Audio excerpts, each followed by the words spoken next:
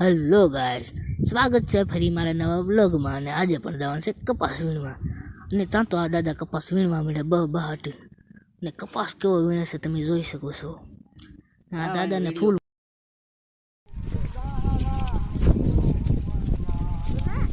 અમે આવી ગઈ છે ચા પીવા. અને અહીંયા ચા બની રહી છે. અને શામાં સૂલો ને એવું જગવાની તેરી ચાલુ છે. અને તાતો આ હળિયાને કઈ ખબર નથી પડતી, પણ કોને ખબર, ટ્રેક્ટરમાં સડીને ગીત બાટી ગાતો હોય. ને એને આવતી મોજે મોજ. એને એમ લાગતું હું ટ્રેક્ટર ભગાડું, પણ કાંઈ વાંધો નહીં. પીછો મારાવાલા તો બે ગંઢેરી મોકલાવું.